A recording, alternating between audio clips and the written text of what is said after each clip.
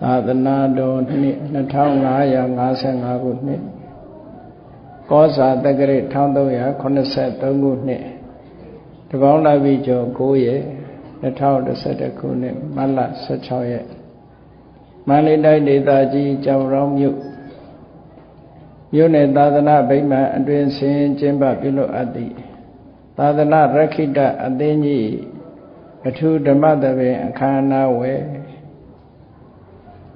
ကျောင်းရောင်းမြို့လွတ်လပ်ရေးရဥယျာဉ်မြင့်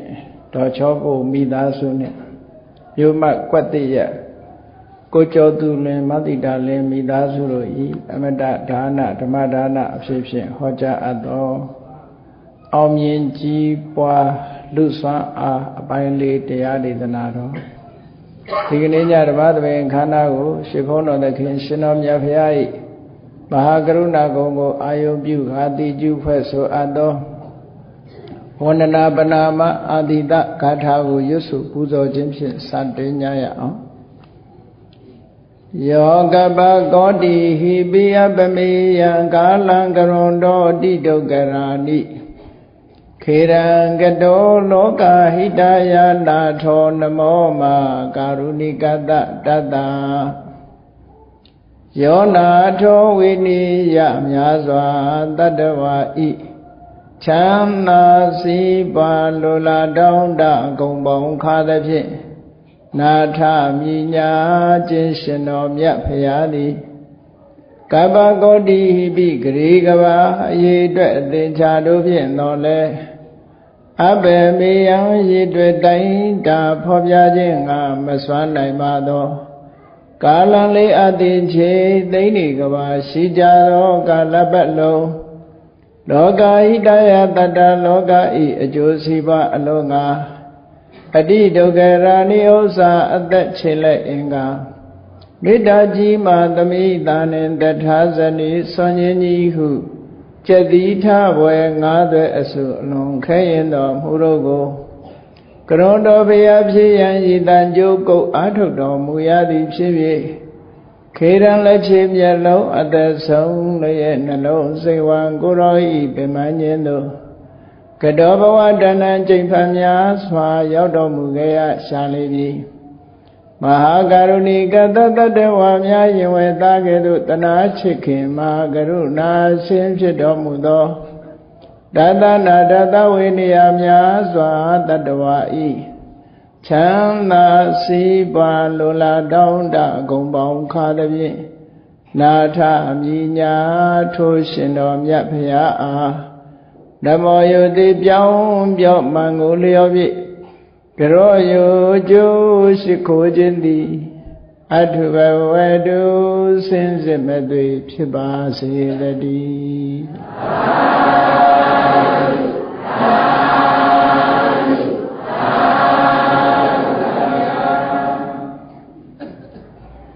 အောင်မြင်ကြီးပွားလူစွမ်းအားအပိုင်းလေးအောင်မြင်တယ်ကြီးပွားတိုးတက်တယ်ဆိုတဲ့လောကလူသားတွေလိုချင်တဲ့အရာမှန်သမျှဟာလူတွေရဲ့စွမ်းအားပေါ်မှာတည်ရှိနေတယ်ဘုရားမြတ်စွာဟောကြားတော်မူခဲ့တဲ့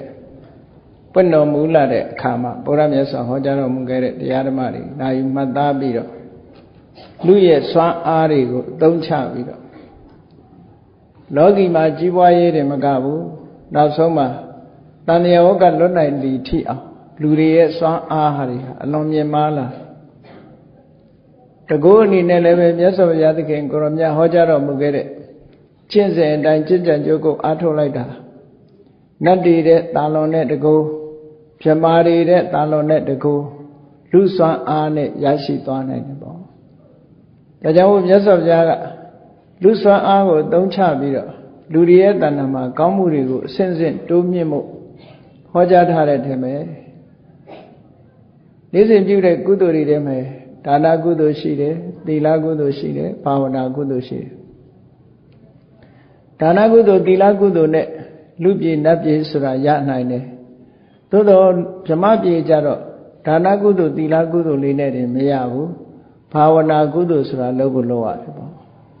အဲ့ဒီဘာဝနာကုသိုလ်မှမရှိလို့ရှိရင်ဗြဟ္မပြည်မှာမရနိုင်ဘူးအဲ့တော့ကာမဝဇ္ဇရဘုံလို့ခေါ်တဲ့ ကာမဒီမျက်စိကမြင်တဲ့အဆင်းအာယုံနားကကြားရတဲ့အသံအာယုံနှာခေါင်းကနမ်းရှူရတဲ့အနံ့အာယုံလျှာနဲ့လျက်ရတဲ့အရသာအာယုံခန္ဓာကိုယ်နဲ့ထိတွေ့ပြီးတော့ရရှိတဲ့အထိတွေ့အာယုံဆိုတာဒါတွေကိုကာမအာယုံလို့ခေါ်တာနော်ကာမအာယုံဆိုတာတခြားဟာကိုပြောတာမဟုတ်လူချင်းစရာအာယုံတွေကိုကာမအာယုံလို့ပြောတာဓမ္မကြီးမှာကာမအာယုံဆိုအဓိပ္ပာယ်တစ်မျိုးပေါက်တာတွေရှိသေးတယ်ပေါ့နော်အဲ့ဒီအဓိပ္ပာယ်ပြောတာမဟုတ်ဘူးကာမအာယုံဆိုတာကာမဆိုတာလူချင်းစရာလူချင်းစရာအာယုန်တွေကိုကာမလို့ခေါ်တယ်လူချင်းစရာအာယုန်တွေကိုလူချင်းတတ်တဲ့တဏှာကိုလည်းကာမလို့တစ်ခါသုံးတယ်ပေါ့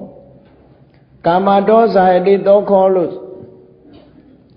ကာမကြောင့်ဆိုတာကြတော့လူချင်းမှုတဏှာကြောင့်တောကဖြစ်တယ်လို့ဒီလိုခေါ်တာလူချင်းစရာအာယုန်ကြောင့်တောကဖြစ်တာမဟုတ်ဘူးလူချင်းစရာအာယုန်ကိုလူချင်းနဲ့တဏှာကြောင့်သာတောကဖြစ်တာဒီလိုပြောတာနော်လောကမှာလိုချင်စရာအာယုံဆိုတာသူ့ဘာသူလိုချင်စရာရှိနေရမှာပဲလိုချင်စရာအာယုံတွေကိုလိုချင်စရာမကောင်းအောင်လုပ်ပြဖို့မလိုဘူးလောက်ရမှာကချိုးနေရမှာပါတော့လိုချင်စရာအာယုံကိုလိုချင်တဲ့တဏှာကိုချိုးနေရမှာနော်လိုချင်စရာအာယုံဆိုတာရှိနေရဒါကြောင့်မို့ကာမဆိုတဲ့စကားလုံးကိုအဓိပ္ပာယ်နှမျိုးဖော်ထုတ်ရတယ်ဝဋ္ထုကာမတဲ့ကိလေသာကာမဝဋ္ထုကာမလို့ဆိုတာဟာလူချင်းစရာအာယုံဒါဖြင့်လူချင်းစရာအာယုံတွေကိုပြောပြကြမှာဆိုရင်မျက်စိနဲ့မြင်နာမည်တက်ပြီးပြောမယ်ဆိုရင်အများကြီးဖြစ်သွားမှာနော်ဒါကြောင့်မို့လို့နာမည်တွေမတက်တော့ဘဲနဲ့ဘယ်လိုပြောရတော့မျက်စိနဲ့မြင်ပြီးလူချင်းစရာကောင်းတဲ့အာယုံနားကနားထောင်ရတဲ့လူချင်းစရာကောင်းတဲ့အာယုံနှာခေါင်းကနမ်းရှူချင်းစရာကောင်းတဲ့လူချင်းစရာအာယုံလျှာနဲ့အရသာခံခြင်းစရာကောင်းတဲ့အရသာလူချင်းစရာအာယုံခန္ဓာကိုယ်နဲ့ထိတွေ့ခြင်းစရာကောင်းတဲ့ဖွတ်တပအထိတွေ့အာယုံအဲ့ဒီအာယုံတွေကိုကာမလို့ခေါ်တယ်နော်တခါကျတော့ကာမဂုဏ်၅ပါးလို့ခုနဆိုတဲ့စကားလုံးကိုသုံးပြီးတော့ဂုဏ်လို့လည်းဒီလိုပြောလို့ရှိတယ်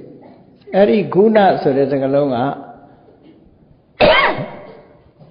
သီလဂုဏ်သမာဓိဂုဏ်ပညာဂုဏ်ဆိုတဲ့ဂုဏ်တွေနဲ့မတူဘူးဒီကာမဂုဏ်မှာပါတဲ့ခုနဆိုတဲ့စကားလုံးကအနှောင်အဖွဲ့လို့ဒီလိုအဓိပ္ပာယ်ရတယ်လူချင်းစရာအာယုံဟာစိတ်ကိုနှောင်ဖွဲ့ထားတတ်တယ်ကိုယ့်ကိုစဉ်းစားကြည့်ပေါ့မျက်စိနဲ့မြင်ပြီးတော့နှစ်သက်စရာအာယုံလေးကလည်းကိုယ်စိတ်ထဲမှာဆွဲလန်းသွားစေတာပဲနားနဲ့ကြားရတဲ့အာယုံလေးကလည်းကိုယ်စိတ်ကိုဆွဲလန်းသွားစေတာပဲနှာခေါင်းနဲ့နမ်းရှူရတဲ့မှုှကြိုင်တဲ့အနံ့လေးကလည်းကိုယ်စိတ်ကိုဆွဲလန်းသွားစေတာပဲလျှာနဲ့အရသာခံရတဲ့ရတအာယုံလေးကလည်းပဲကိုယ်စိတ်ကိုဆွဲလန်းသွားစေတာပဲနောက်တစ်ခါခန္ဓာကိုယ်နဲ့ထိတွေ့ပြီးတော့သိရတဲ့ဖွတ်တပအာယုံလေးကလည်းကိုယ်စိတ်ကိုဆွဲလန်းစေတာအဲ့ဒီအာယုန်တွေဟာစိတ်ကိုချုံနှောင်ထားတတ်သောကြောင့်ခုနစိတ်ထဲမှာလိုချင်စရာကောင်းသောကြောင့်ကာမအဲ့ဒီနှစ်ရပ်ကိုပေါင်းပြီးကာမခုနကာမဂုဏ်လို့ဒီလိုခေါ်တာနော်အဓိပ္ပာယ်နားလည်တာဟာအမတ္တမတန်မိုးရှိတယ်စကားလုံးတစ်လုံးရဲ့အဓိပ္ပာယ်ကိုကောင်းကောင်းသိလိုက်ပြီဆိုရင်ဘာဆိုလိုတာတော့ဆိုတာအမတ္တမရှင်းတယ်ပေါ့နော်အဲ့ဒါကြောင့်မို့ဒါကိုလည်းသိဖို့လိုတာပေါ့ကာမခုနလိုချင်စရာအာယုန်တွေကိုလိုချင်စရာအာယုန်များသည့်စိတ်ကိုနှောင်ဖွဲ့ထားတတ်တယ်အဲ့ဒီလိုချင်စရာအာယုန်တွေကိုလိုချင်တတ်မဲ့တဲ့တဏှာအဲ့ဒီလိုချင်တတ်မဲ့တဲ့တဏှာကိုဖယ်ခိုင်းတာမြတ်စွာဘုရားလိုချင်စရာအာယုန်တွေကိုဖယ်ခိုင်းတာမဟုတ်ဘူးနော်အဲ့ဒါကြောင့်မို့လို့လိုချင်စရာအာယုန်တွေကိုစွန့်ဖို့မလိုဘူးစွန့်ဖို့မလိုဘူးဆိုတာတွေ့တာထားမယ်လို့ပြောတာမဟုတ်ဘူးအစွန်းရောက်တဲ့ပုဂ္ဂိုလ်တွေရဲ့အကျင့်ကြတော့လိုချင်စရာအာယုန်တွေကိုစွန့်ပယ်တာမျိုးရှိတယ်တခါတော့ကဗျမနကျင့်စဉ်တစ်ခုမှာသူကအိန္ဒိယကိုထိန်းချုပ်တယ်ဆိုတာဘာကိုခေါ်တာတုံးလို့မေးတော့ အဲ့ဒီဗြဟ္မဏတူကမြတ်စွာဘုရားကိုလျှောက်တယ်မကြည့်ပဲနားမထောင်ပဲနေတာဟာအိန္ဒိယကိုထိန်းချုပ်တာပဲဆိုတော့မြတ်စွာဘုရားကဘာထောက်ပြတော့အဲ့လိုဆိုလို့ရှိရင်တဲ့မျက်စိကန်းနေတဲ့လူတွေကအိန္ဒိယထိန်းသိမ်းပြီးသားဖြစ်မနေဘူးလားနော်မကြည့်ပဲနေုံနဲ့ကိစ္စပြီးတယ်ဆိုရင်မျက်စိကန်းရင်ပဲကြည့်လို့ရမှာတော့နားထိုင်နေတဲ့နားမကြားတဲ့လူကလည်းပဲအိန္ဒိယကိုထိန်းချုပ်ပြီးသားဖြစ်သွားမှာပေါ့တဲ့ဒီလိုဆိုလိုတာမဟုတ်ဘူးမျက်စိဆိုတာမြင်စရာအာယုံကိုမြင်မှာပဲနားကလည်းကြားစရာအာယုံကြားမှာပဲကြားတဲ့အပေါ်မှာတွေ့တာမှုဆိုတဲ့တဏှာမဖြစ်ဖို့မြတ်စွာဘုရားဒီလိုဟောတာနော်အဲ့တော့ပယ်ရှားရမှာတဏှာကိုသာဖယ်ရှားမှာအာယုံကိုဖယ်ရှားမှာမဟုတ်ဘူးလို့ဒီအဓိပ္ပာယ်မျိုးကိုဆိုလိုတာပေါ့နော်အေးဒီအဓိပ္ပာယ်မျိုးကိုဆိုလိုတာအဲ့ဒါကြောင့်မို့လို့ကာမဆိုတဲ့ဒီအာယုန်တွေကကာမချမ်းသာဆိုတဲ့ဒီချမ်းသာတွေဟာလောကမှာဒီချမ်းသာဒုက္ခကိုမပေးဘူးလားလို့ဆိုပေးတယ်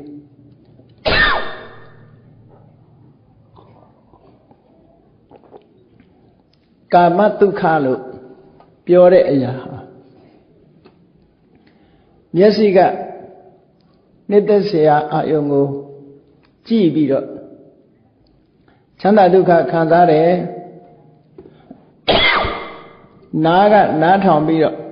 စိတ်ထဲမှာပျော်ရွှင်ချမ်းမြေ့မှုရတယ်နှာခေါင်းကအနံ့ရှူပြီးတော့ပျော်ရွှင်ချမ်းမြေ့မှုရတယ်နော်လျှာကအရသာခံပြီးတော့ပျော်ရွှင်ချမ်းမြေ့မှုကိုရတယ်ခန္ဓာကိုယ်ကထိပြီးတော့ပျော်ရွှင်ချမ်းမြေ့မှုကိုရတယ်အဲ့ဒီအာယုန်တွေကိုအကြောင်းပြုပြီးတော့ရတဲ့စိတ်ချမ်းသာမှုကိုယ်ချမ်းသာမှုကိုကာမဒုက္ခလို့ခေါ်တယ်ပေါ့အဲ့ဒီကာမဒုက္ခတွေထဲမှာတတ္တဝါတွေဟာဒီကာမဒုက္ခတွေပဲဒီထဲမှာပဲနစ်မွန်းနေပြီးတော့ဒီတောင်ကြီးကဒီဘောင်ကြီးကကြော်ထွက်ပြီးတော့မသွားနိုင်ကြအောင်အဲ့တော့မြတ်စွာဘုရားပွင့်လာတဲ့အခါကျတော့မှကာမဒုက္ခတဲ့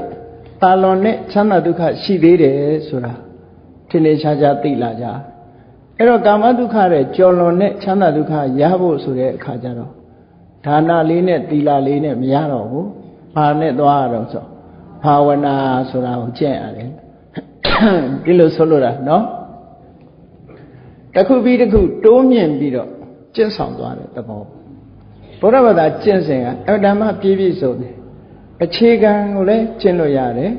အခြေခံနဲ့တဖြည်းဖြည်းအဆင့်မြင့်လာတာကိုလည်းကျင့်လို့ရတယ်နောက်ဆုံးမှာအဆင့်အမြင့်ဆုံးထိအောင်သွားလို့ရတယ်ဘာဝနာဆိုတာကိုပဲနှစ်ပိုင်းခွဲပြီးတော့သမထဘာဝနာကိုကျင့်မယ်ဆိုလို့ရှိရင်ဗြဟ္မပြည်မှာ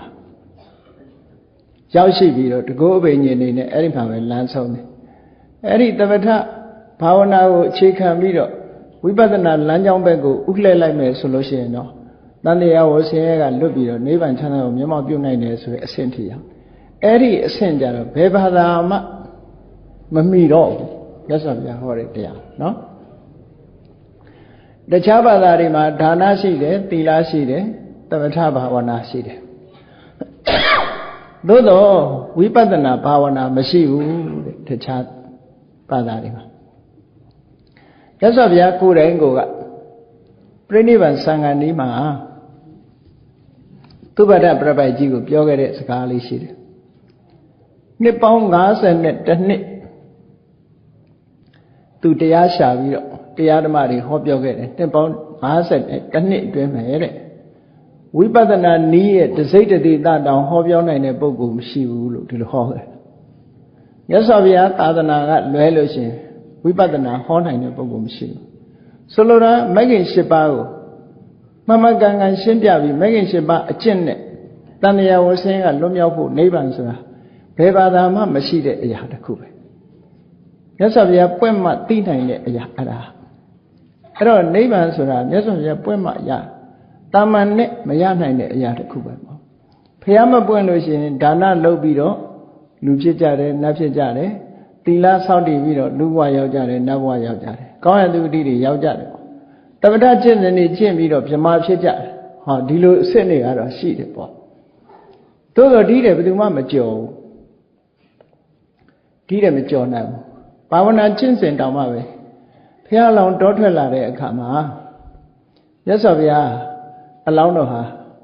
ဆရာအမျိုးမျိုးတွေရဲ့ကျင့်စဉ်တွေကိုလိုက်ပြီးတော့စူးစမ်းလေ့လာပြီးကိုယ်တိုင်လက်တွေ့ကျင့်ကြည့်ဘုရားပြောမယ်ဆိုရင်အမြဲတမ်းလက်တွေ့ကြတဲ့ပုဂ္ဂိုလ်တူပေါ့အားလုံးကိုသူကိုယ်တိုင်လက်တွေ့လုပ်တယ်လက်တွေ့လုပ်ပြီးတော့မှဟောတာဖြစ်တယ်ဒါကြောင့်မို့ဘုရားကသူဟောတဲ့တရားနဲ့ပတ်သက်ပြီးတော့ဘယ်လိုပြောတော့ဆိုတယံအဘိညာသစ္စိကတ္တဝပဝေဒေမိတယံအဘိညာကိုယ်တိုင်သိအောင်လုပ်ပြီးသစ္စိကတ္တဝလက်တွေ့ကျင့်သုံးပြီးတော့မှပဝေဒေမိသူများကိုဟောပြောတာတဲ့စာအုပ်ထဲပါလို့ဟောတာမဟုတ်ဘူးဆရာတွေကသင်ပေးလို့ဟောတာမဟုတ်ဘူး tradition အစဉ်အလာရဟောတာမဟုတ်ဘူးလို့ဒီလိုဆိုလိုတာနော်တဆင့်ကြားလို့ဟောတာမဟုတ်ရသောအဖြစ်တခြားဘာသာတရားတွေဒါသူတို့နှိုင်းရှင်တတ်အောင်လို့ပြောပြတာနော်တခြားဘာသာတရားတွေဟာအကုန်လုံးတဆင့်ခံတွေကြီးပဲအားလုံးတိုက်ရိုက်ဘယ်သူမှမသိဘူးဘာသာမပြောနဲ့နတ်ကိုးပွဲတဲ့လူရောနတ်နဲ့တိုက်ရိုက်စကားပြောလို့ရရလားဘယ်သူနဲ့ပြောရနတ်ကတော်နဲ့ပြောရနတ်ကတော်ပြောတာအဟုတ်ထင်ပြီးတော့လောက်ရတာဟုတ်တယ်မဟုတ်လားနတ်ကတော်ကဗါတဲ့ဆိုလို့ရှိရင်လောက်ရပြန်အဲ့ဒီတိုင်းပဲဘာမှမထူကောင်းကင်ဘုံကတကုရှင်ကြီးကဆိုတာဂျားလူကပြောတာလေဟုတ်တယ်မဟုတ်လားဖန်ဆင်းတယ်ဆိုတာလေဂျားလူကပြောတာလေဘုရားသခင်ရဲ့အလိုတော်ကြဆိုတာလေဂျားလူကပြောတာပဲသူနဲ့တိုက်ရိုက်တွေ့ရတဲ့လူရှိလားဆိုမရှိဘူးဂျားကမီဒီယေတာလို့ခေါ်တယ်ဂျားကပုဂ္ဂိုလ် messenger တမန်တော်ဆိုတာဒီကနေတစ်ဆင့်ပြောတာမြတ်စွာဘုရားရဲ့တရားတော်မှာဒီလိုတမန်တော်ဆိုတာမရှိဘူးเนาะဘုရားကိုယ်တိုင်သိပြီးတော့ဟောတာအမှန်တမ်းကျင့်တတ်စရာကောင်းသူသိပြီးသူဟောတာဟိုမဆုံးနိုင်တဲ့ဟိုရင်းကိုကောင်းကင်ဘုံကိုလက်ညှိုးထိုးကောင်းကင်ဘုံလက်ညှိုးထိုးတယ်ဆိုတာကိုမမီတဲ့နေရာကိုလှမ်းပြောတာပဲလေအဲ့တော့နတ်ကိုးပဲတဲ့လူတွေလည်းဘာထူးတော့ဟိုလက်ဖက်ရိုးလေးခေါင်းပေါ်တင်ပြီးတော့အရှင်ကြီးစားတော့ခေါ်ပါတောက်တော့ခေါ်ပါဆိုတော့ကဲအရှင်ကြီးကဘာလုပ်ချင်တာတုံးဆိုတော့သူ့အတန်လဲကြားရတာလည်းမဟုတ်ဘူးဒီနတ်ကတော်ကပဲမနေလေးလှုပ်လိုက်ပါလှုပ်လိုက်နဲ့ဒီလိုပဲသူပြောတဲ့အတန်လေးနားထောင်ပြီးတော့ဒီကလူကတော့ဟုတ်ထင်ပြီးလှုပ်ပေးနေကြဒါမျိုးပဲမဟုတ်လားကိုယ်တိုင်လာပြီးတော့ပြောတယ်ဆိုတာရှိမှမရှိတာအဲ့တော့တဆင့်ခံလေးကြီးပဲမြတ်စွာဘုရားအဲ့လိုမျိုးမဟုတ်ဘူးတဆင့်ခံမဟုတ်ဘူးကိုယ်တိုင်ဟောတာလို့ဒီလိုဆိုတာဘုရားလောင်တောထွက်လာတဲ့အခါမှာဘာဝနာကျင့်စဉ်တွေကခစ်စားနေဘယ်အဆင့်ထီအောင်ရောက်တော့ဆိုအတော်အဆင့်မြင့်နေသူတို့ကအာလာရကာလမဆိုတဲ့ယသိကြီးကြားဖို့ရလိမ့်မယ်နော်ဗုဒ္ဓဘာသာဖတ်တဲ့အခါမှာအာလာရကာလမယသိကြီးထံနှိခံပြီးတော့ကျင့်တယ်သူ့အဆင့်ကဘယ်အဆင့်ရောက်တော့ဆိုအဆင့်8ဆင့်သတ်မှတ်ထားတဲ့ထဲပဲရူပဝဆရဇံအဆင့်က4ဆင့်ရှိတယ်အရူပဝဆရဇံအဆင့်က4ဆင့်ရှိတယ်အလုံး8ဆင့်အဲ့ဒီ8ဆင့်ထဲမှာသူ့အဆင့်ကဘယ်ရောက်တော့ဆိုနံပါတ်9ထိအောင်ရောက်အာကိဉ္စညာရဏဇံလို့ခေါ်တယ်အဲ့ဒီအဆင့်ထိအောင်သူရောက်တယ်သူ့တမာရီစွမ်းအားဘလောက်ကြီးတယ်ဆိုတာကိုတခါတော့ကတခါတယောက်ကရှောက်ဖူးတယ်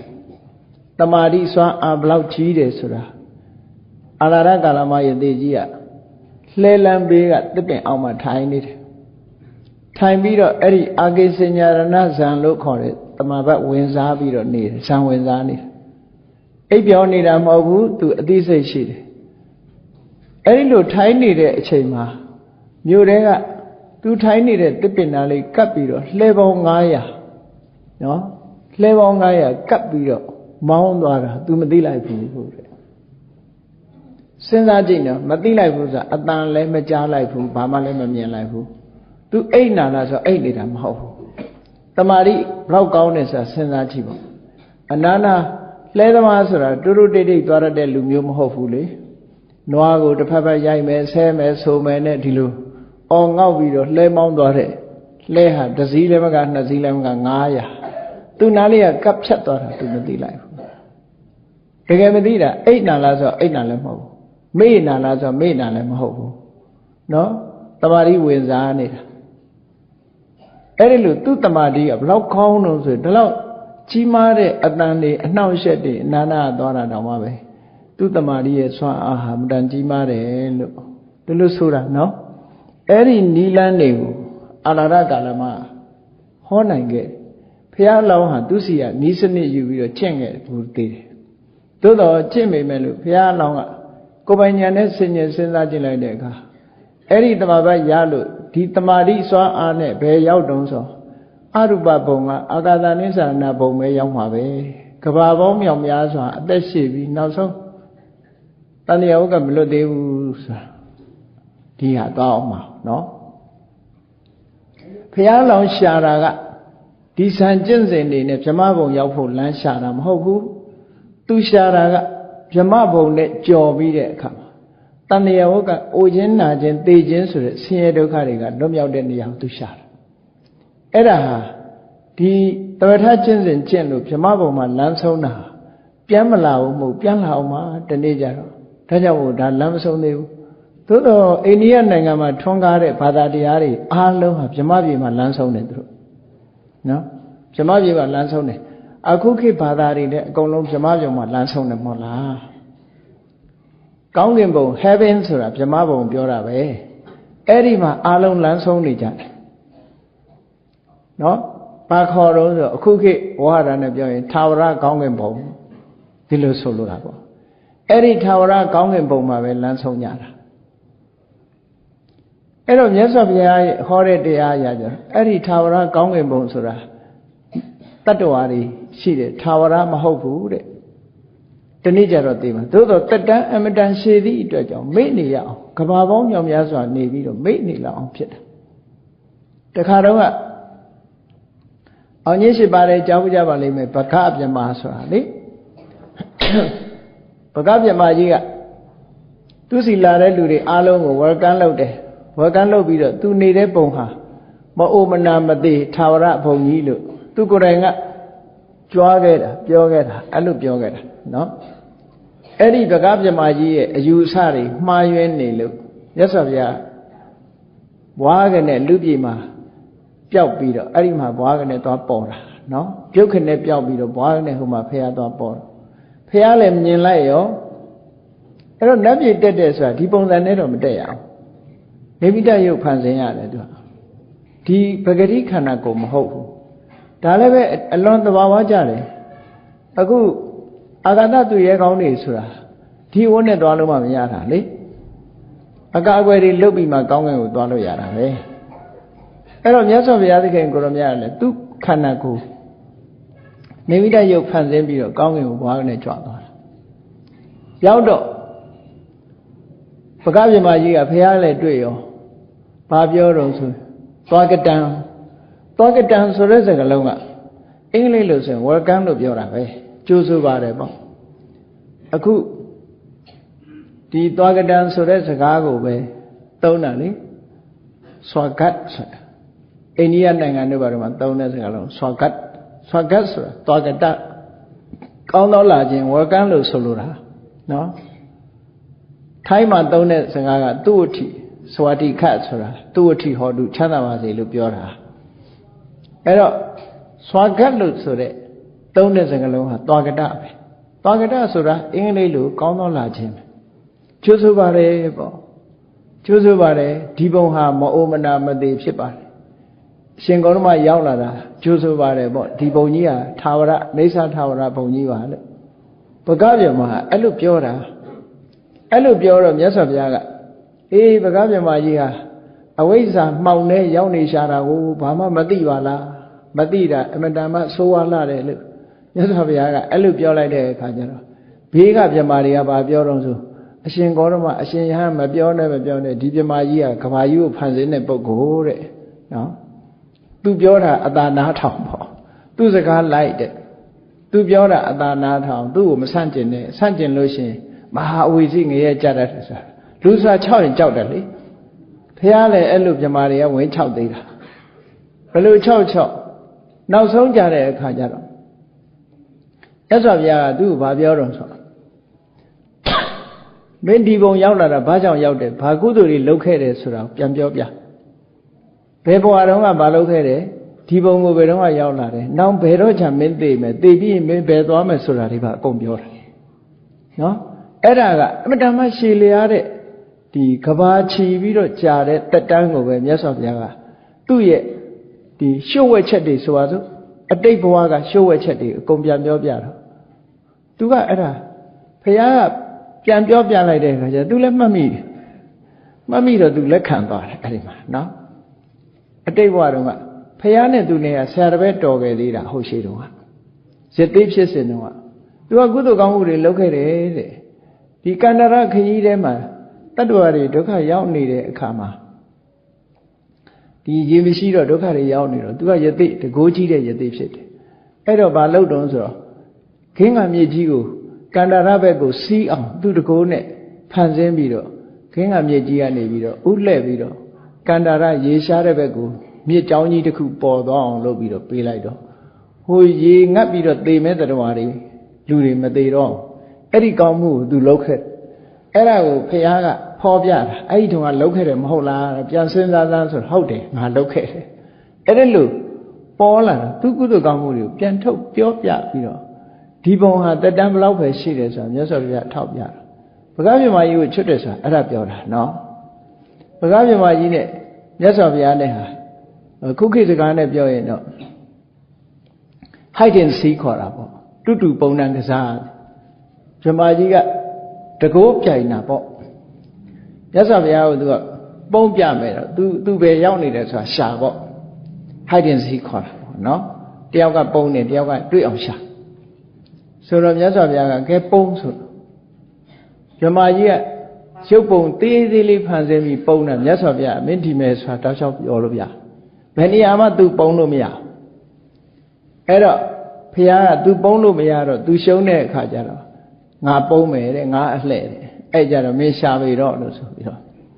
မြတ်စွာဘုရားကဘာလုပ်တော့ဆိုတကယ်ကိုသေးသေးလေးဖန်ဆင်းပြီးတော့သူ့မျက်ခုံးမွေးပေါ်မှာဆင်းညရှောင်းမျက်ခုံးမွေးဆိုမြင်မှမမြင်ပဲရှာလို့ပဲရအောင်ကိုမျက်ခုံးကိုမြင်ရရဲ့လား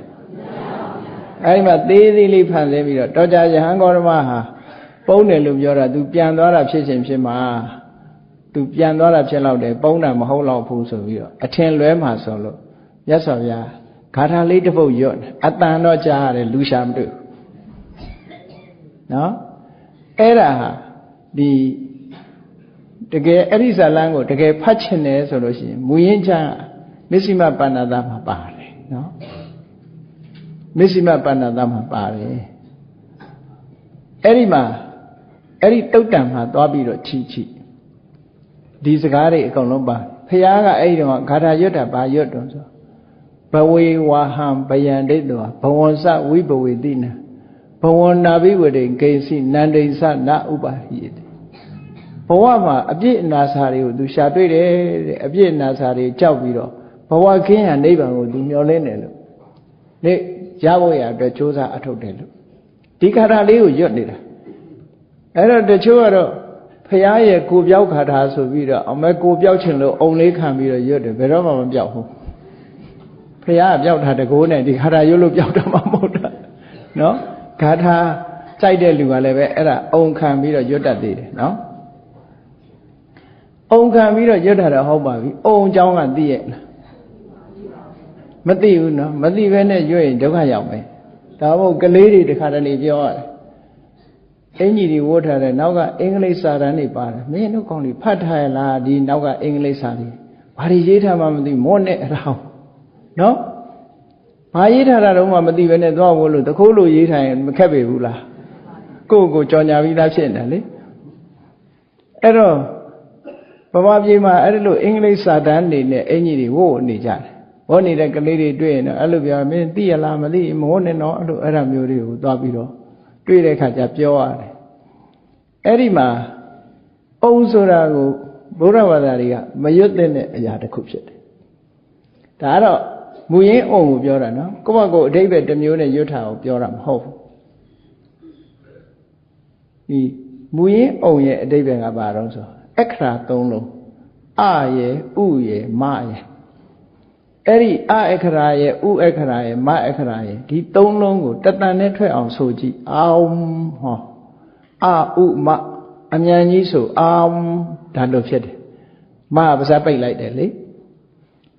အဲ့တော့ဗမာနားထဲမှာတော့အောင်လို့အုံလို့ဒီလိုခြားထဲမှာကြားလိုက်မယ်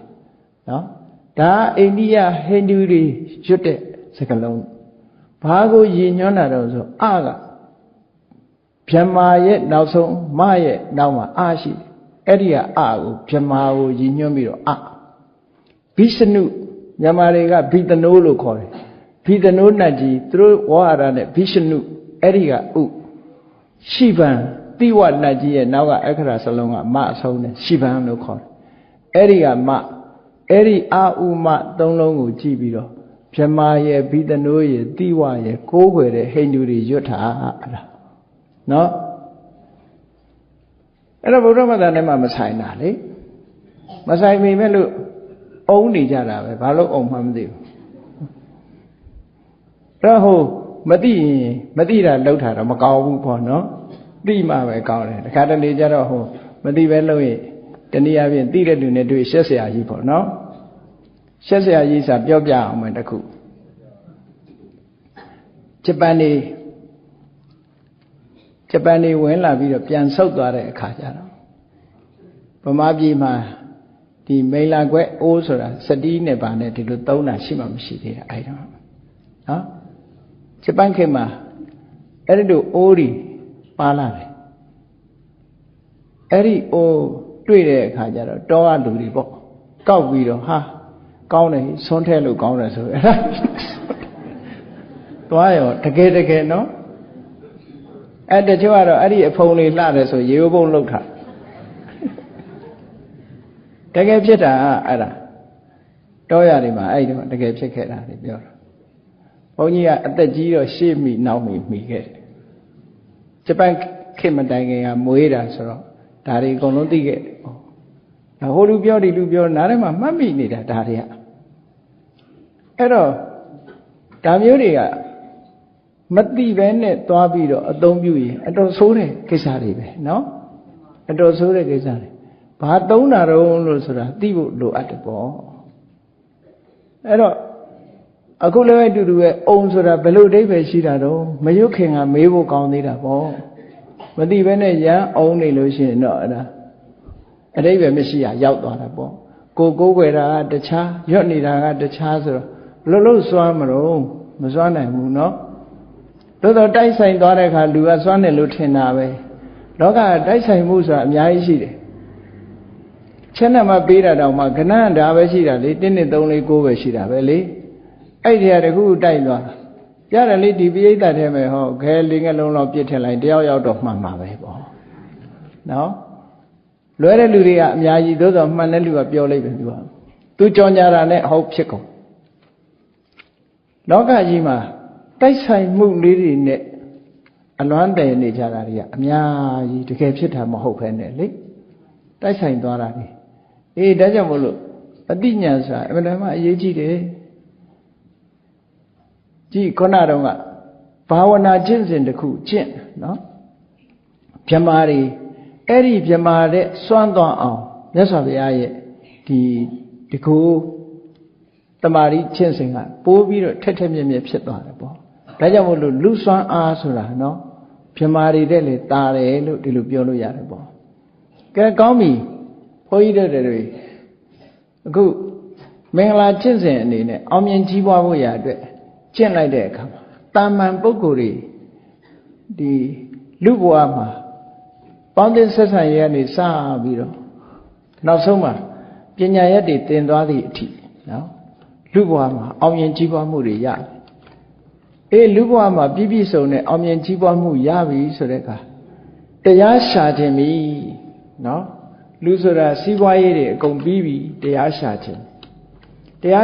ပြီဆိုတော့ဘာလို့မနေ့ကပြောထားခဲ့တဲ့အထက်ပဲနော်ကတိညုတာကျေစုသိတတ်တဲ့လူတယောက်ဖြစ်သွားသူတော်ကောင်းဖြစ်သွားလို့ရှေ့ဆက်ပြီးတော့တရားရှာခြင်းနဲ့လူပြည်နတ်ပြည်ဗြဟ္မပြည်ဆိုတာမကနောက်ဆုံးနိဗ္ဗာန်ထိအောင်ရခြင်းနဲ့ဆိုရင်ဘာလုပ်ရမလဲဆိုရင်တရားနာရမယ်တရားနာရဲဆိုတာတရားကိုသင်တာပဲပေါ့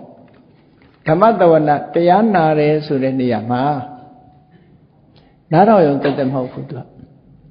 နားထောင်ရမယ်မှတ်သားထားရမယ်အဓိပ္ပာယ်ကိုစူးစမ်းဆင်ခြင်ရမယ်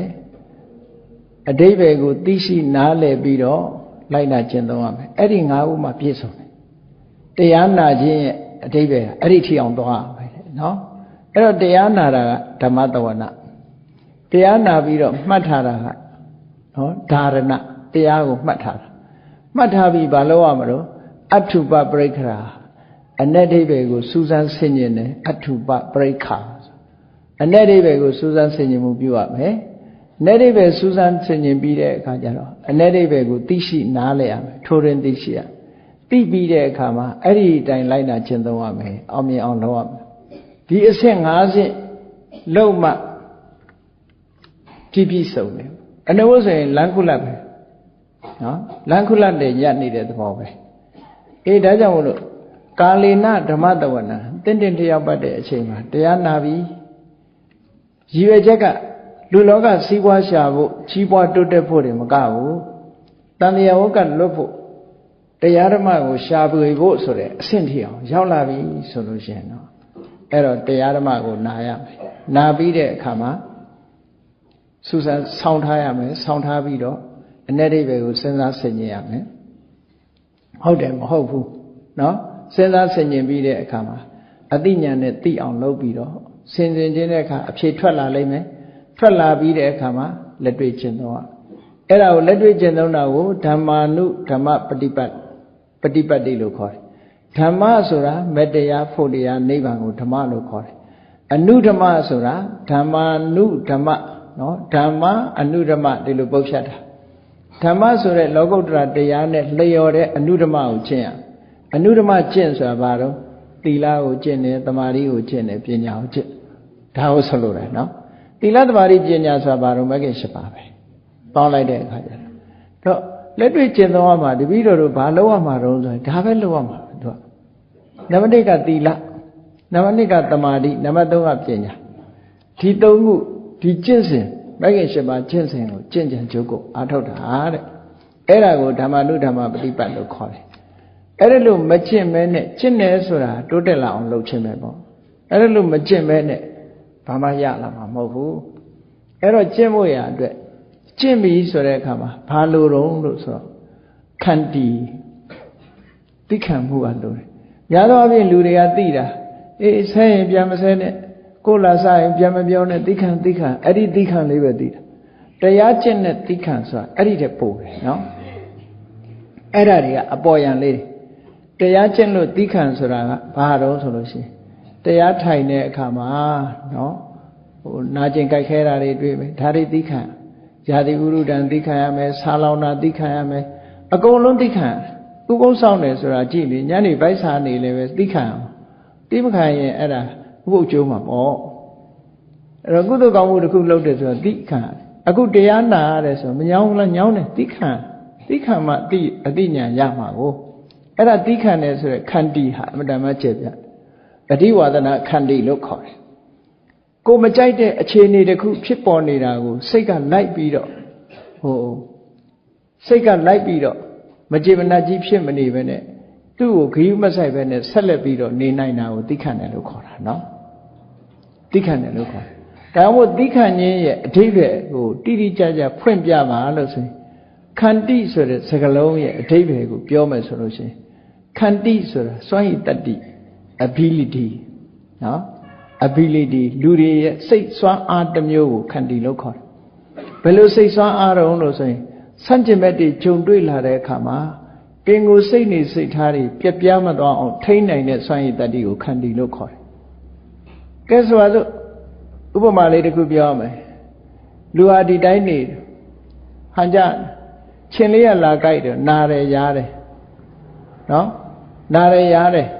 အဲ့ဒါလေးကိုမခံနိုင်ဘူးဆိုရင်ချင်းကိုတတ်လိုက်မယ်နော်တခုလုံးလိုက်မယ်ပေါ့မခံနိုင်တော့ချင်းကြိုက်တာမခံနိုင်ဘူးအဲ့ဒီလိုမဟုတ်ဘူးမကြိုက်ခင်ကအတိုင်ပဲကြိုက်နေတော့လေသူကခရီးမဆိုင်ဘူးအဲ့ဒါမှခန္တီလို့ဒီလိုပြောတာကဲတကယ်ချင်းနှစ်ယောက်စကားပြောနေကြတယ်ပျော်ပျော်ရွှင်ရွှင်နေကြတယ်နောက်တစ်ယောက်ကလာပြီးတော့ဆဲတယ်အဲ့ဒီပျော်ရွှင်တဲ့စိတ်ပြက်ပြားသွားရင်ပြန်မဆဲတော့သိခံတာမဟုတ်ဘူးလို့ပြောရမယ်နော်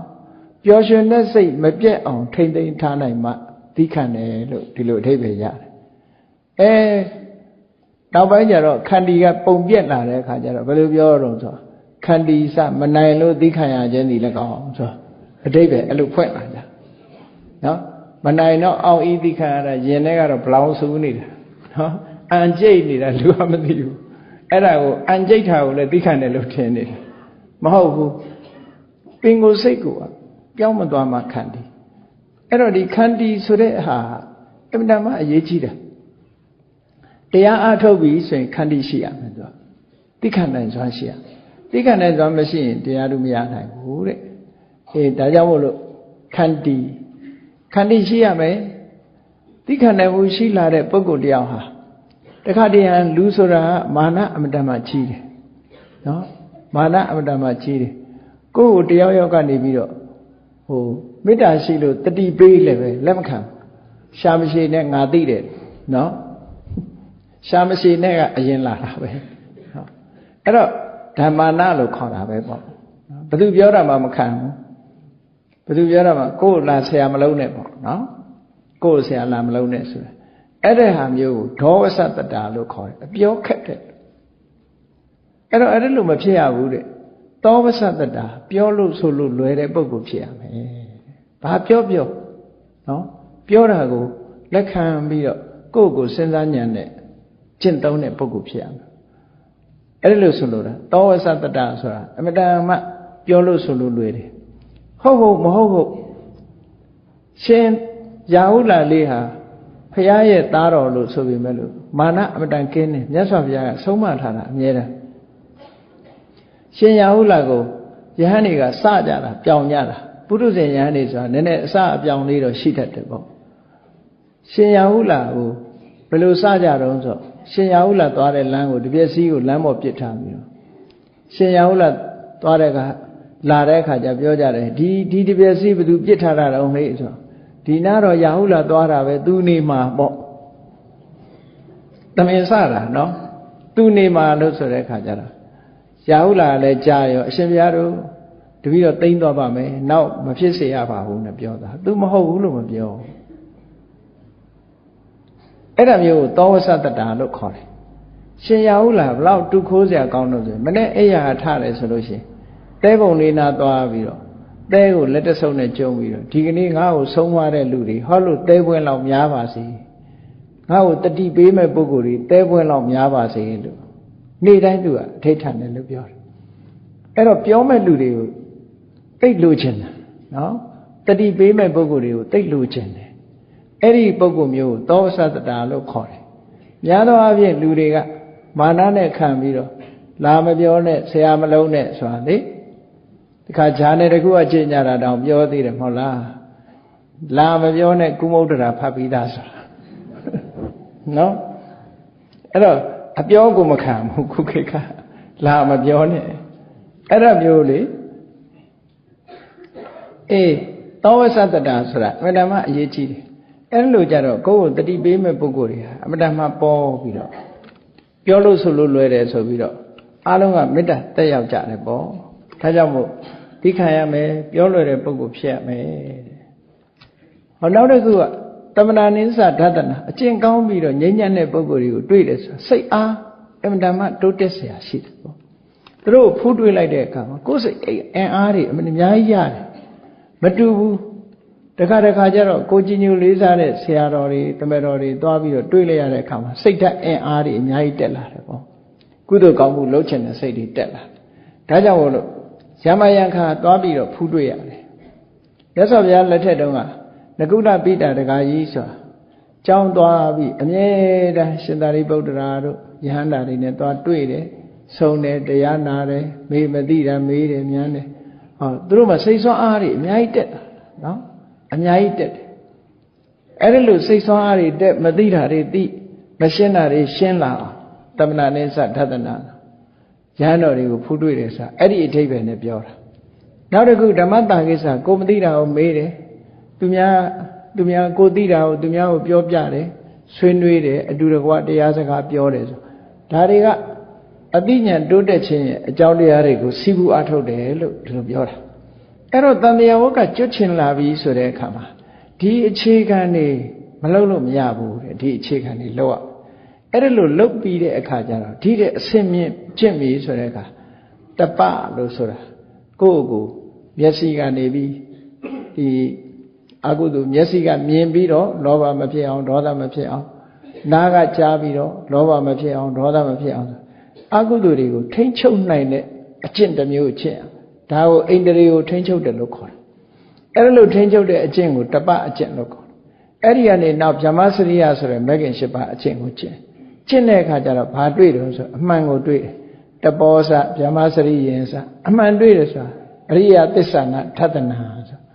အကြောင်းအကျိုးဆက်ပြီးတော့ဖြစ်နေတဲ့သဘာဝတရားကြီးကိုသိလာတယ်နောက်ဆုံးနိဗ္ဗာန်မြင်လာတယ်ပေါ့မြင်လာတဲ့အခါကျတော့နိဗ္ဗာန်သစ္စိကရိယာစဒါကိုပြောတာနော်ကျင့်စဉ်တစ်ခုဟာဒီမင်္ဂလာတုတ်ထဲမှာပဲဒီကိုယ့်ရဲ့နေ့စဉ်ကျင့်စဉ်ဟာအခြေခံကစပြီးတော့နိဗ္ဗာန်ရသည့်ထီအောင်အကုန်လုံးညွှန်ကြားထားတာပါတယ်ပေါ့အေးဒါကြောင့်မလို့ဘုန်းကြီးတို့တွေအခြေခံသိပြီးတဲ့အခါမှာ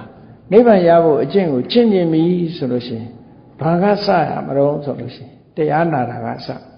တရားနာတယ်ဆိုတာသင်တာပဲလေကပ္ပထာထုတ်ဖို့နီးသင်ရတယ်ယုံနာအကြောင်းကိုသင်ရတယ်မသင်ဘဲနဲ့သွားလို့ရှိရင်မှားကုန်မှာပေါ့ဘယ်ဟာယုတ်ဘယ်ဟာနာဆိုတာအ ਨੇ ဆုံးသိအောင်တရားနာရတယ်သင်ရတယ်သင်ပြီးတော့သိခံနိုင်စွာရှိရမယ်ဆိုတဲ့အလုပ်ငန်းတွေကစရမယ်ပေါ့အေးဒါကြောင့်မို့လို့ဘာဝနာဆိုတဲ့ကျင့်စဉ်တစ်ခုကျင့်တော့မယ်ဆိုလို့ရှိရင်ဘာလုပ်ရမလဲလှုပ်တဲ့လှုပ်ထိုက်တာဘာရှိသလဲမြတ်စွာဘုရားကပြည့်ပြည့်စုံတဲ့ကျင့်စဉ်တစ်ခုကိုချမှတ်ပြီးတော့ပြ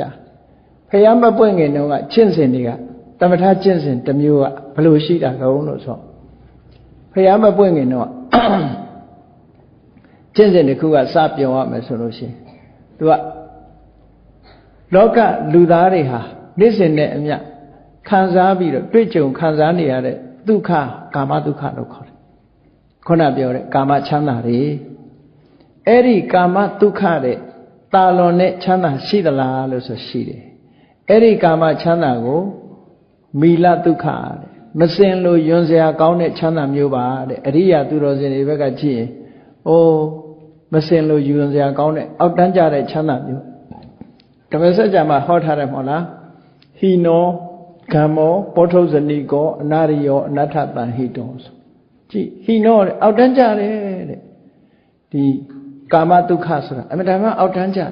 ဘာလို့အောက်တန်းကြတာတော့ဆိုကိုယ့်မျက်စိအောက်မှာရှိတဲ့ခွေးကလေးတွေကြောင်လေးတွေတောင်သူကအထိုက်တဲ့ကာမဒုက္ခသူတို့မှရနေကြတယ်လေတိရစ္ဆာန်တွေတောင်ခံစားလို့ရတဲ့ချမ်းသာဟာအောက်တန်းကြတာပေါ့ကိုကလူပဲလေအသိဉာဏ်ရှိတဲ့လူသားတယောက်ကတိရစ္ဆာန်တွေခံစားနိုင်တဲ့ချမ်းသာမျိုးလေးနဲ့တင်ကျင့်တတ်နေရင်ဒါအောက်တန်းကြတယ်လို့ခေါ်တာဒီချမ်းသာမျိုးဒါကြောင့်အဲ့ဒီချမ်းသာစွန့်ပြီးတဲ့အခါမှာနိက္ခမဒုက္ခလို့ဆိုတဲ့ဒီကာမဂုဏ်အာယုန်တွေကထွက်ခွာပြီးတော့ရလာတဲ့ချမ်းသာတစ်မျိုးရှိသေးတယ်အဲ့ဒီချမ်းသာမျိုးကိုရောက်ချင်လို့ရှိရင်ကာမဒုက္ခကိုစွန့်ရမစွန့်ရင်မရဟိုဘက်ကရောက်ချင်ရင်ဒီဘက်ကခွာရမယ်ဒီလိုဆိုလိုတာနော်ကာမဒုက္ခကိုလက်မလွတ်ဖက်နဲ့နိက္ခမဒုက္ခရချင်တယ်ဆိုလို့မရဘူးတဲ့အဲ့ဒါနဲ့ပတ်သက်ပြီးတော့ဒီကာမချမ်းသာတွေကိုပထမကိုယ်အနေနဲ့ခွာလိုက်တယ်နောက်စိတ်ပါခွာလို့ရအောင်ဒီသာသနာပေါင်းဝင်တယ်ဆိုတာကိုယ်အနေနဲ့ပထမခွာလိုက်တာနော်အဲ့ဒါနဲ့ပတ်သက်ပြီးတော့မြတ်စွာဘုရားနဲ့ပထမဆုံးတွေ့ပြီးတော့ဆွမ်းကပ်ခဲ့တဲ့ညီကိုရဲ့နာမည်သိတယ်မဟုတ်လားတပုဒ္ဒနဲ့ဗန္လိကဆိုနော်တပုဒ္ဒနဲ့ဗန္လိကဘုရားသမိုင်းတွေကတော့ရန်ကုန်သားလို့ပြောတာပါနော်ပိဋကတ်ထဲကတော့ရန်ကုန်သားဟုတ်ပုံမပေါ်ဘူးအဲ့တော့ဒီတပုဒ္ဒနဲ့ဗန္လိကဆိုတဲ့လူတွေကဖះနဲ့တွေ့တုန်းကတော့ဒီဖះတရားမဟောသေးတော့သူတို့တရားမနာရအောင်တပည့်ဆက်ကြမဟောသေးခင်မြတ်စွာဘုရားပဲတရားမှမဟောဘူးเนาะသူတို့ကဖះဖြစ်ပြီးကစားတွေ့အောင်တွေ့တော့ဆံတော်ရှစ်စုရတယ်ဆိုပါစို့ကဲထားတော့အဲ့ဒါလိုနဲ့ဒွေဝါစိကတရဏဂုံဗုဒ္ဓံတရဏံကိစ္ဆာမိဓမ္မံတရဏံကိစ္ဆာမိဆောက်တည်ပြီးတော့နောက်ဒုတိယအကြိမ်သူတို့ဘယ်မှာတွေ့တော့ဆိုမြတ်စွာဘုရားရာဇဂိုပြည်ရောက်တဲ့အခါမှာသူတို့ဖះစီထပ်ရောက်လာအဲ့တော့ထပ်ရောက်တဲ့အခါမြတ်စွာဘုရားတရားနာတော့ဗန္လိကတပုဒ္ဒကအကိုဗန္လိကကညီဗန္လိကက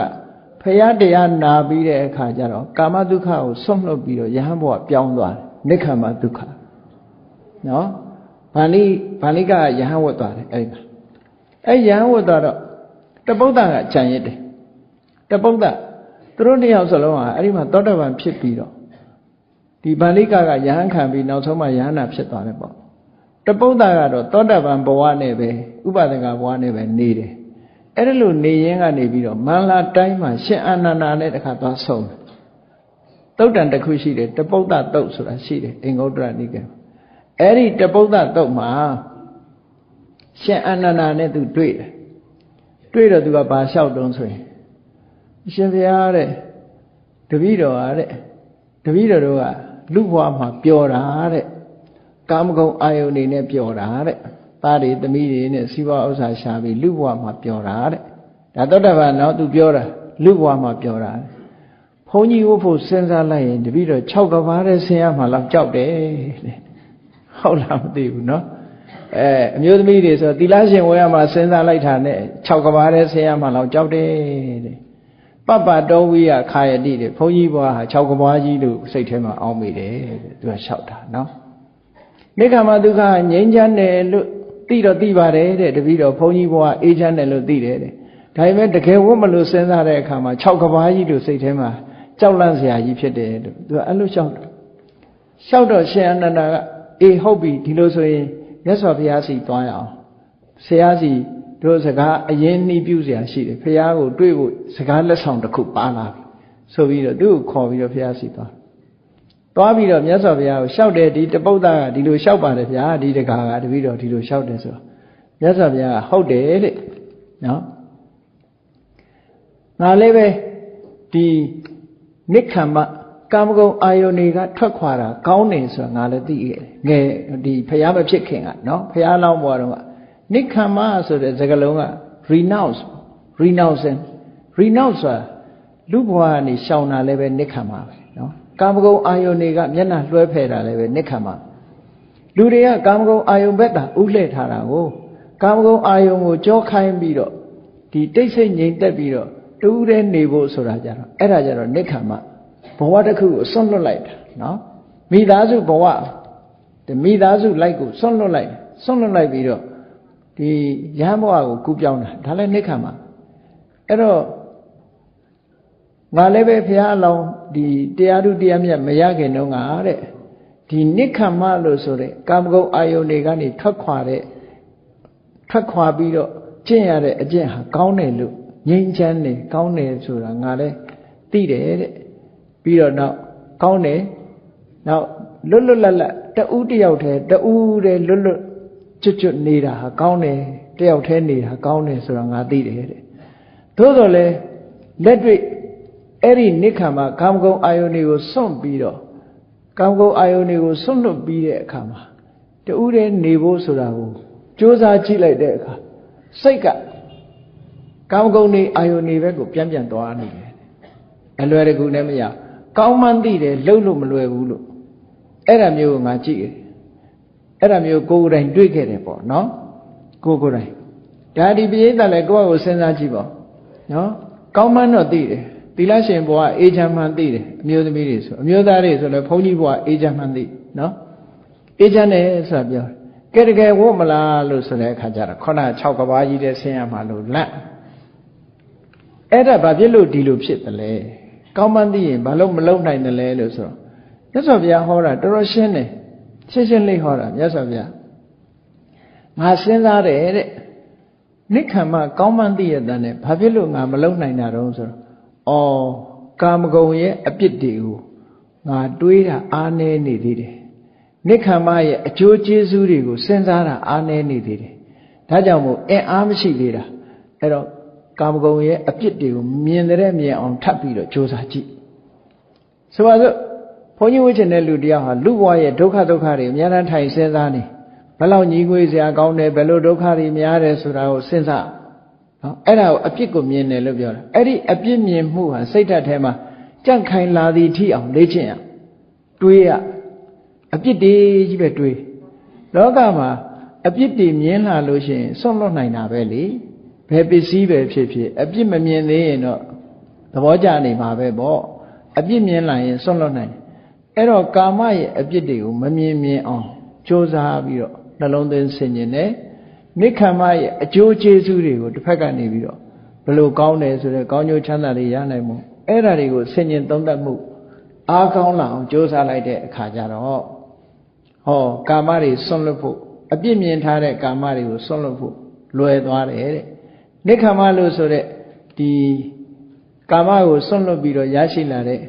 နိခမ္မဒုက္ခအပေါ်မှာလည်းပဲလွယ်လွယ်ကူကူနဲ့ခံစားသွားနိုင်တယ်လို့ဒီလိုဆိုတာနော်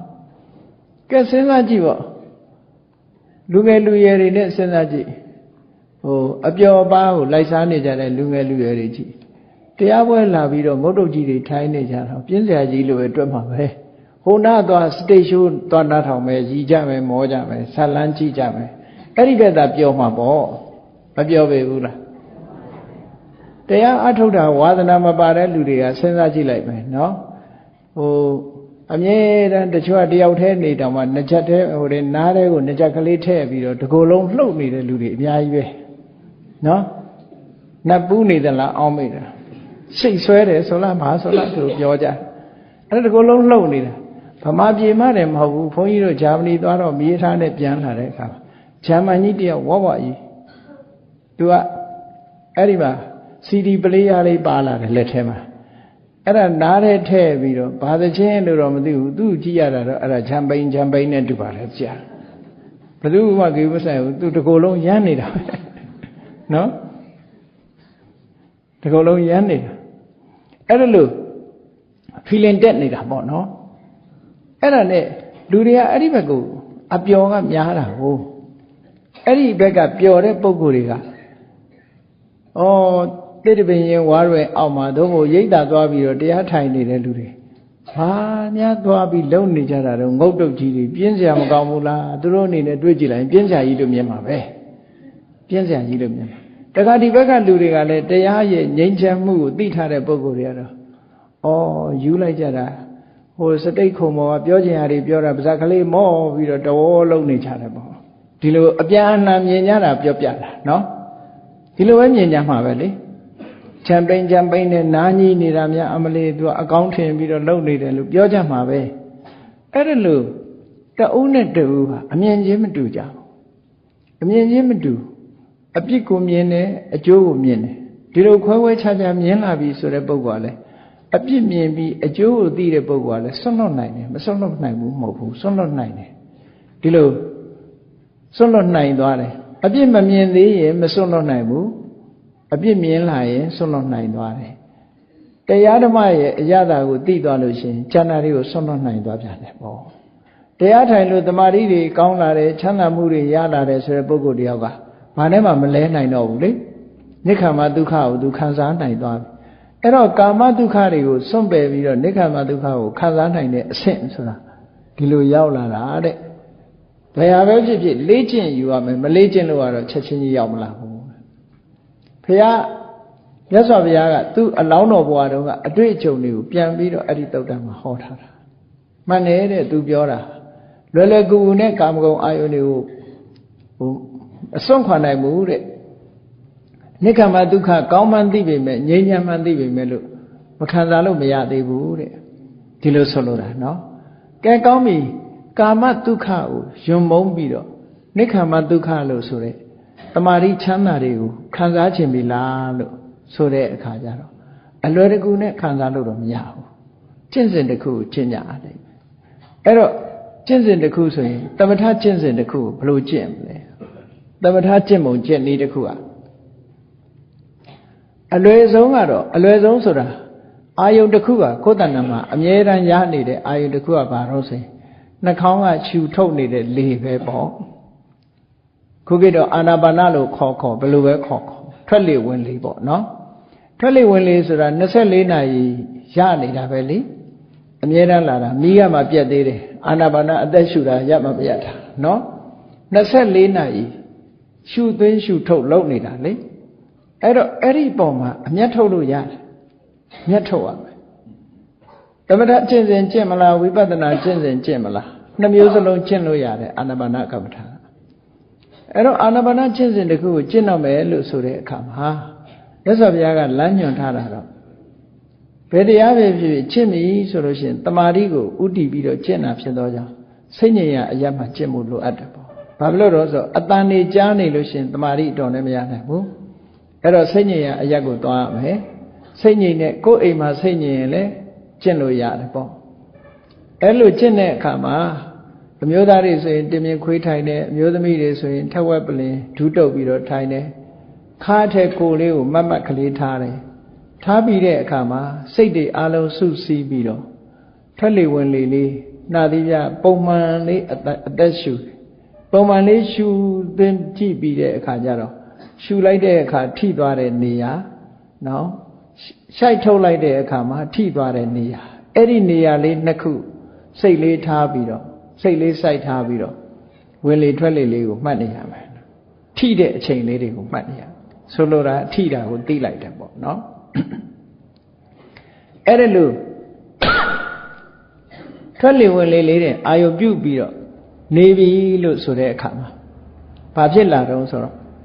တမာတိလေးရလာတာနဲ့တပြိုင်နက်သူကနိမိတ်ဆိုတာလေးကပေါ်လာတတ်တယ်နမိတ်ပေါ်လာတယ်နမိတ်ပေါ်တယ်ဆိုတာ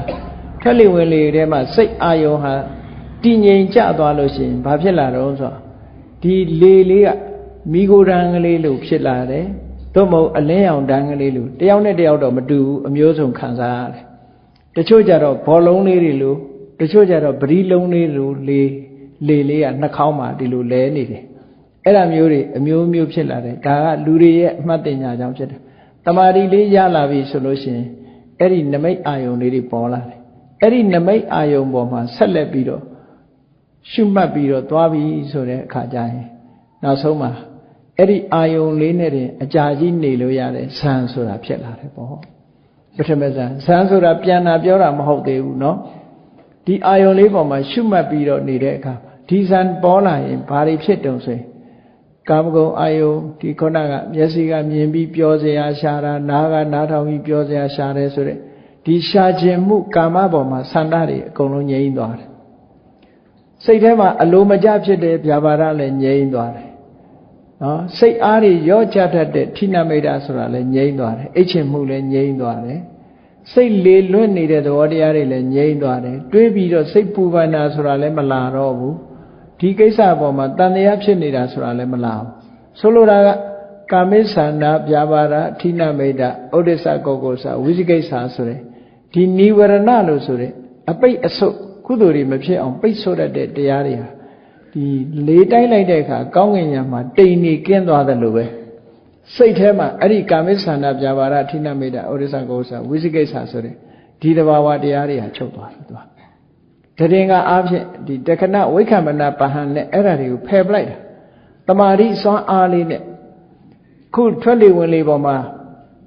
မှီပြီးတော့ဖြစ်တဲ့အာယုန်နမိတ်လေးပေါ်မှာတွေးနေတဲ့ဝိတက်စဉ်းစားနေတဲ့ဝိสารတီးကျင့်တတ်နေတဲ့ပိဋိချမ်းသာနေတဲ့ဒုက္ခဒီကိုယ်လုံးဟာဒီညောင်းတာညာတာကြိုက်တာခဲတာတွေမရှိတော့ဘဲနဲ့ကျင့်တတ်နေချမ်းသာနေတဲ့ဒုက္ခတည်ငြိမ်နေတဲ့တမာတိဝိတက်ဝိสารပိဋိဒုက္ခဧကဂတလို့ဆိုတယ်ဒီတဘာဝတရား၅ဦးဟန်ချက်ညီညီနဲ့ဒီအာယုံလေးနဲ့အလုံးလုံးပြီးတော့သွားနေပြီဆိုလို့ရှိရင်စိတ်လေးဟာဒီအာယုံလေးနဲ့စိတ်ကလေးနဲ့ဟာကော်နဲ့ကတ်လိုက်တယ်လို့သူကကတ်သွားခွာထုတ်လို့မရတော့အောင်ဒီစိတ်ဒီအာယုံပေါ်မှာစိတ်ကိုအပ္ပနာလို့ခေါ်တာပေါ့အပ္ပနာဆိုတာထည့်ထားလိုက်တယ်လို့ပဲသူကအာယုံလေးကိုစိတ်ကလေးကိုထည့်ထားလိုက်တယ်လို့ပဲသူကကတ်သွားပြီးဒီအာယုံလေးပေါ်မှာရှင်းနှံ့ပြီးတော့နေတဲ့အနေအထားမျိုးစိတ်ကလေးငြိမ်သွားတဲ့အနေအထားမျိုးရပြီဆိုရင်ဒါပထမဇန်ရတယ်လို့ခေါ်တယ်အဲ့ဒါပထမဇန်ကိုဝိဝေကာသပိဋိဒုက္ခလို့ခေါ်တယ်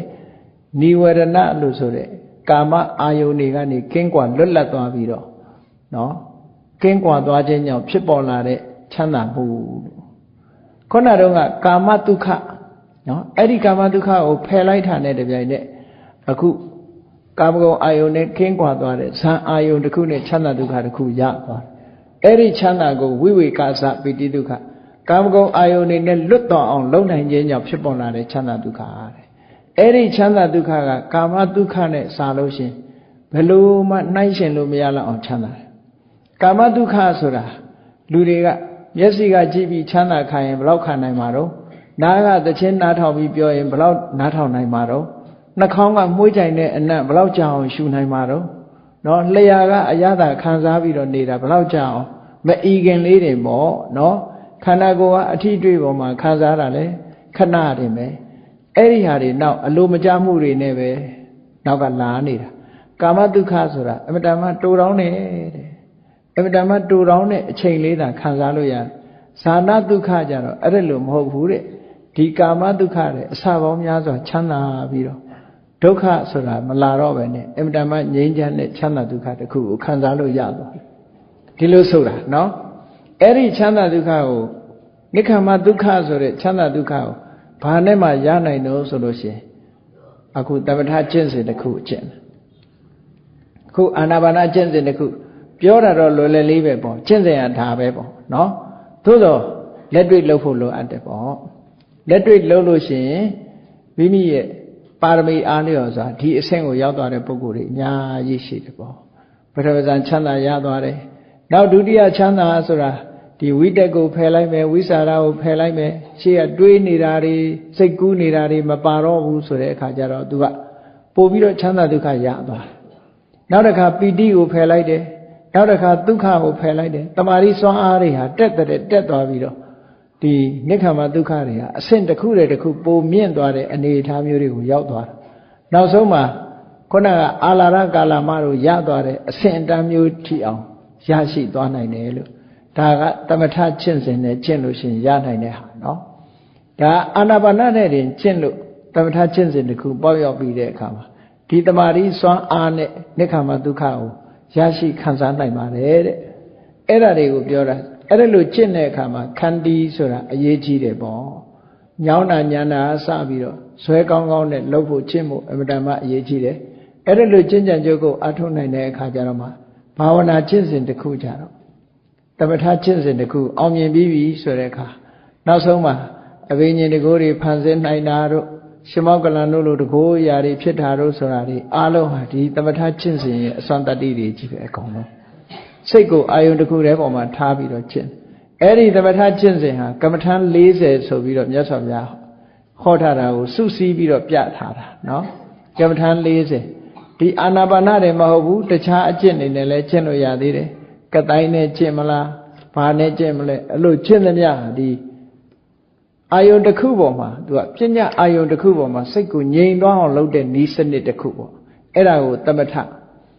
ထဆိုတာတချို့ကသမထကျင့်စဉ်ကိုအပြစ်ပြောကြတယ်အပြစ်ပြောเสียမလိုဘူးသမထပဲကိုပေါ့အောင်ကျင့်ပါအောင်မလွယ်ဘူးเนาะ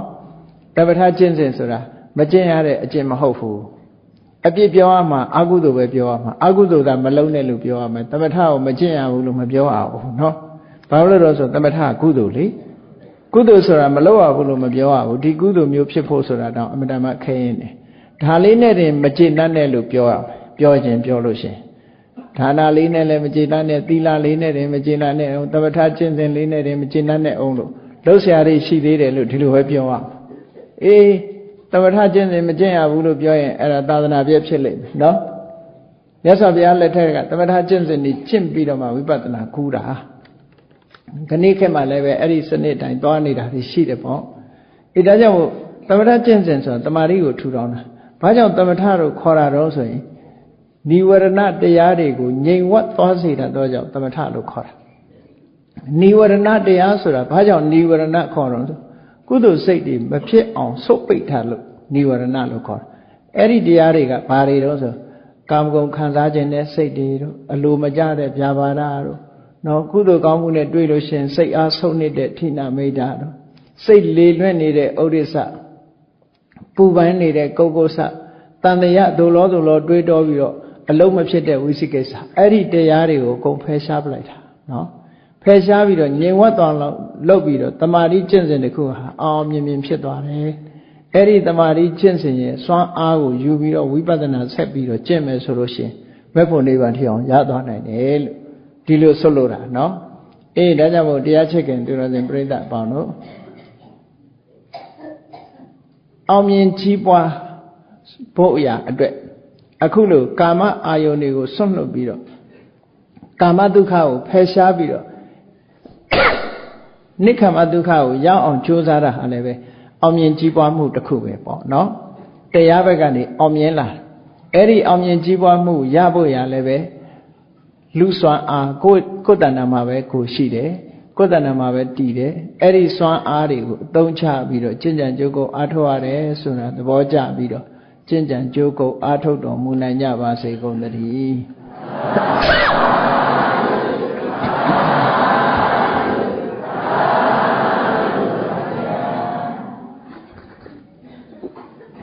ဣတ္တပို့ရအောင်တတ္တဝါများစွာဖေးရန်กว่า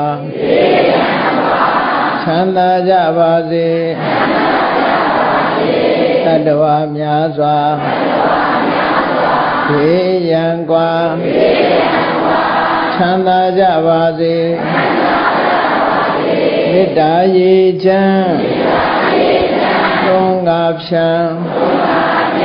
ငြိမ်းချမ်းကြပါစေသက်ရှိချမ်းသာစိတ်ချမ်းသာလိုရာဆန္ဒပြည့်ပါစေသက်ရှိချမ်းသာစိတ်ချမ်းသာလိုရာဆန္ဒပြည့်ပါစေဓမ္မောတရံပိဝိတဝါနဝိသာတဗ္ဗေတမုဟတာအာစရမရာတိတိဘာဝံနိဗ္ဗာနံယန္တုတာရောဓမ္မောတရံလောဘဒေါသမောဟစိတ်တောကင်းပြောက်ကြည်တရားစေကိုပိဝိတဝါဝန္တာရှင်းပြတောက်ကြရနာကြရကုန်သောကြောင့်ဝိသာတဗ္ဗေပူဇာညစ်နောက်ကိလေသာဆေယတောဟုသမျှတို့သည်တမုဟတာပိဉ္ကြပဲတွင်ရေမတင်တဲ့ကဲ့သို့ကင်းစင်လွင်ပြောင်းပေမရောက်အောင်ပယ်ဖြောက်အပ်ကုန်သည်ဟောတုစင်စစ်မသွေဖြစ်ကြပါစေကုန်သတည်းအာဇရမရံအိုခြင်းလဲကွာနာခြင်းလဲကင်းသေးခြင်းလဲရှင်းထသောတိတိဝံကိလေသာဟုပုခတိကိဉ္စိယာအစိဖြစ်ပေထသောနိဗ္ဗာန်နိဗ္ဗာန်ဟုခေါ်အေးမြုတော်သို့သာရောတရားချစ်ခင်စိတ်ကောင်းဝိညာသူတော်စင်အများတို့သည်ယန္တုပါရမီအဆင့်ဆင့်မြင့်နေမြင့်၍မလင့်ပုံသေးဆက်ရောက်တော်မူကြပါစေကုန်သတည်း